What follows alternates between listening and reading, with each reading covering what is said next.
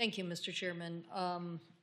Again, thank you to the witnesses. I'm just trying to follow up on that last point, particularly about the consumer experience and what you just mentioned, Mr. Gersh. So are you saying that you guys track and have metrics on fan frustration and input from consumers? Yeah, I don't know that it's specific metrics or data, but it's certainly something we hear. I mean, we get, when a fan has MLB.TV, if the game that they're looking to watch is in their local market and they get blacked out, we hear about that. And so those are things that we're trying to address. When you negotiate media rights, are you negotiating both broadcast and streaming rights?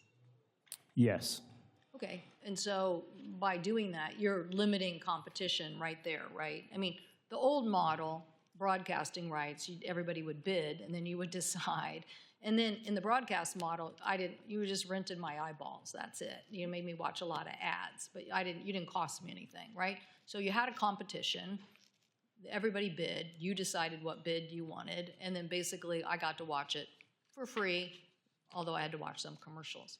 Now, because you negotiate and you limit the streaming rights, you're limiting the competition and you're creating the cost to the consumer.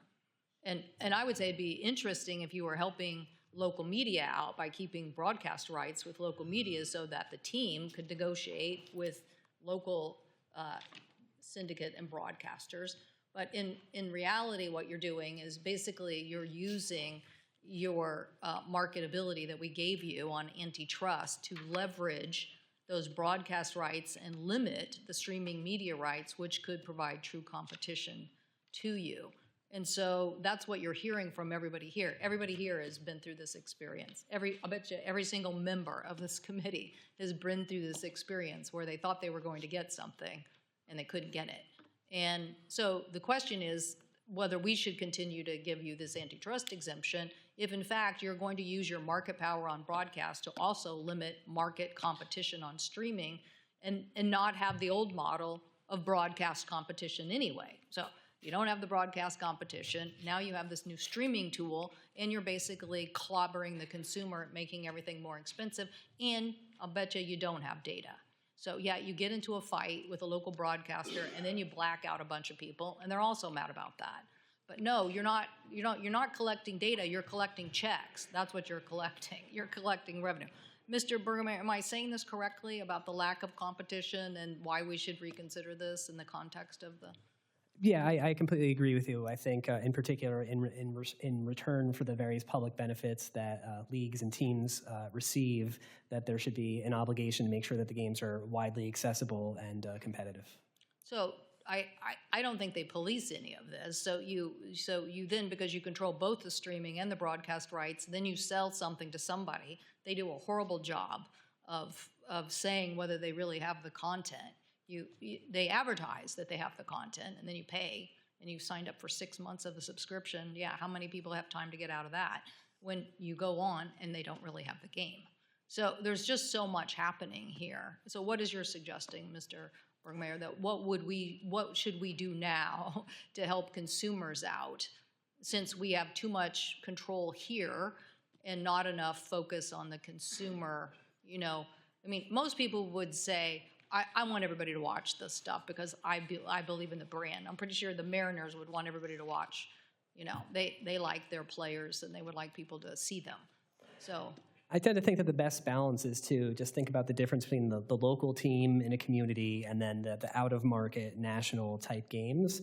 And I think it is a complete reasonable request of policymakers at the state, local, and federal level to say, in exchange for the public support you get, in exchange for the unique market power characteristics that teams have that make them very different than other entertainment products, that they work to make sure that games in the local market are available free of charge in some way, supported by ads like they were for decades.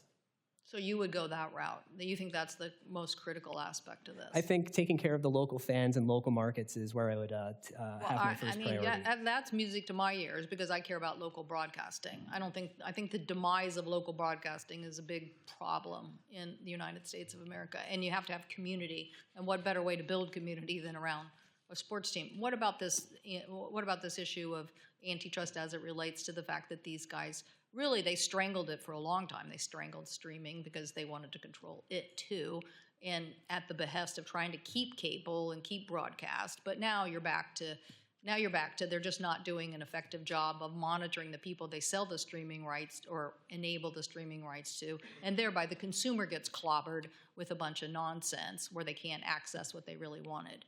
So what do you do about that? Yeah, I think there are reasons why you want to have there to be some coordination in the negotiation of media rights for leagues. So that does make sense, but it can't just be for free. I think it needs to be in exchange for a clear public benefit. And I think that benefit would be availability of games in local markets for free, and working to reduce the confusion and fragmentation of games, and just like looking to keep the costs down overall. Yeah, well, I'm thinking about out of state. I'm thinking about out of market games, right? Or somebody who wants to follow. I'm saying that's, to me, that's a little different. And I see my time has expired. But if you could help us for the record on this, I